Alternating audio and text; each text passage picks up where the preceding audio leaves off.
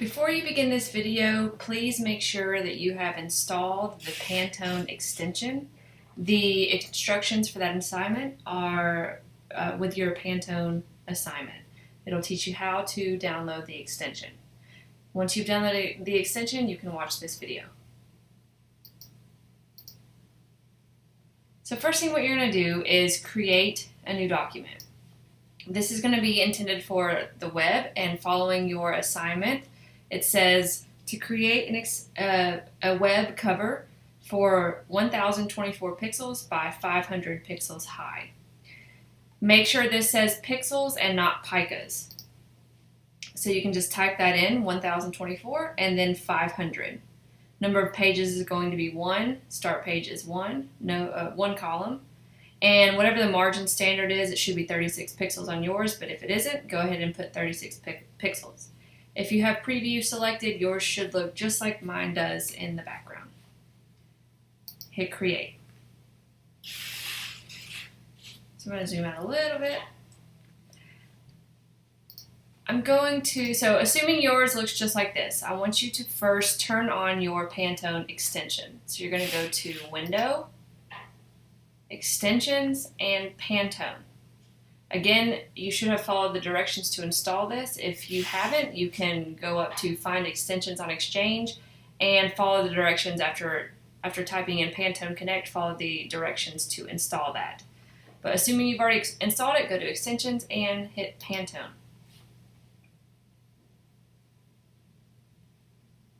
On this extension table, you will see all the Pantone colors that they have loaded. If you highlight over each one of them, there are 3 little dots that appear.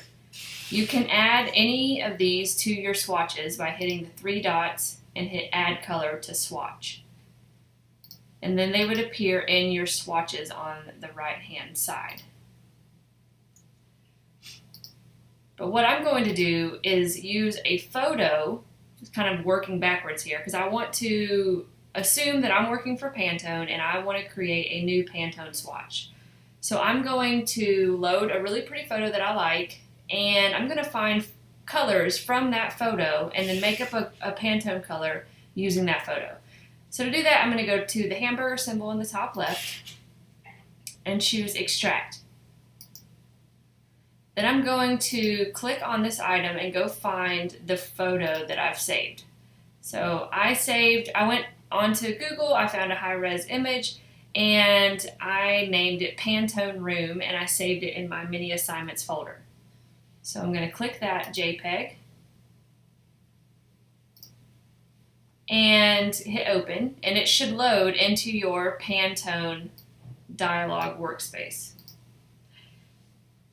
Within this workspace, you can move the circles around to select colors in the photo.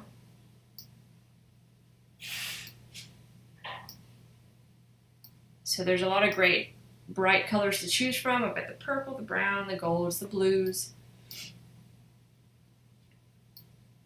And once you have the colors that you like, you can either add all of them or just add the one that you plan to use. But I recommend adding a couple, so you have some options for typography and boxes, and also your Pantone color.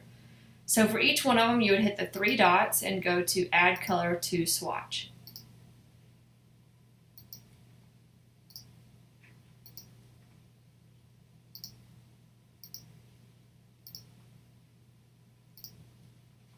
If you open up your swatches palette, you'll see that your Pantone colors have now been added. At that point, I want you to then begin designing your ad. So I'm just going to collapse the Pantone over here so it's not in my way anymore.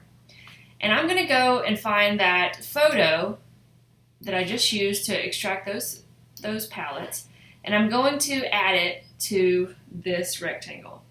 So I'm going to go to File, Place,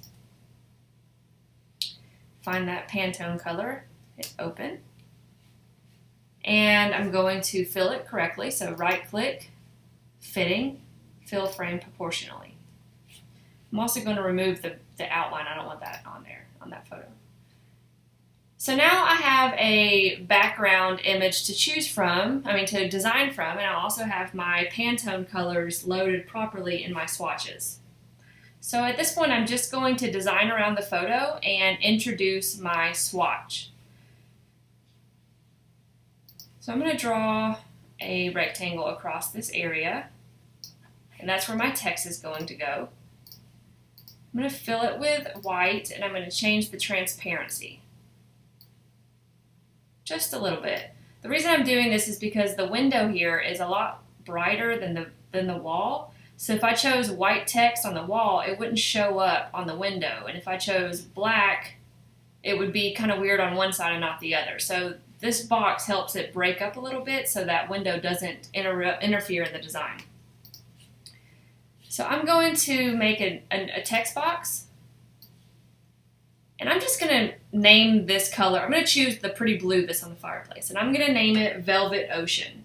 Just made that up. You can do the same. Just name it whatever you want based off your photo. And I'm going to make this, I have this font that's one of my favorites called Amethyst. I'm going to change that to the color blue. And, whoops, undo, which is Command Z. So I'm going to make that closer to the text, and then I'm going to use my free transform, hold down Shift, grab at the corners, and increase the size of my text as big as I want it. The reason I do it this way is because I could be here forever trying to guess what size font it should be to fit in this space. But if I use the free transform tool, I can just increase it to the size that I want. I'm going to double click, turn on my type, add extra space there, turn on my black arrow, and move this down inside that rectangle. I'm going to make a new text box that's called Introducing.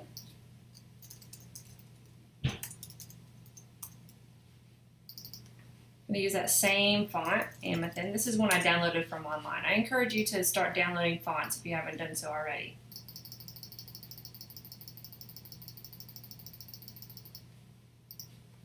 I don't want stair-stepping text, so I'm going to rotate this a little bit.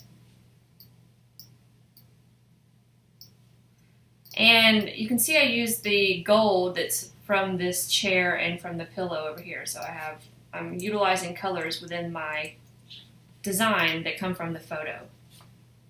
And now I'm just going to make a quick little box over here that kind of demonstrates what I'm referring to, which color I'm referring to. So I'm going to make a square box. If you want a perfect square, you hold down Shift. I'm going to give it a white outline, and I'm going to increase the stroke size so it becomes thick. Then I'm going to make a new text box, name it Velvet Ocean, Pantone, and then go back up to my swatches and see what it's called, Pantone 2154C.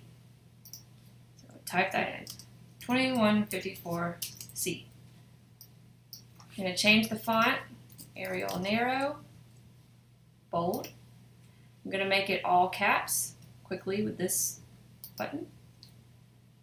And I'm going to use my selection tool to move it down. Double click it, let's change it white, and align to the right. So I'm going to turn on preview mode, hitting letter W, and see what my ad looks like. So it gets rid of the lines, and it lets me know anything else I want to change. If you want to incorporate other colors from the design, so if I wanted to incorporate this purple, I could do that. Let's copy this, paste, and I'm going to go to my swatches and grab that purple. It's now in the outline. I want it to be in the fill color, so make it the fill color, turn my outline to none, and let's just add it just a little bit beneath it. I don't want it to be confused that that's the color that I'm introducing. I want the blue to be the one that I'm introducing. So you got to be careful about adding too many different colors, but it can be a nice accent color. So once you have what you like, you need to save it as an InDesign file, but also export it as a JPEG to share with your classmates. So you would first save it, so save as, I'm going to name it Connolly Pantone, hit save. And then I'm also going to export as a JPEG, file, export, Connolly Pantone JPEG, and hit save. So the JPEG is what you're going to load to D2L, and the InDesign is what you're going, the JPEG is what you're going to load to the discussion board, and the InDesign file is what you're going to load to assignments.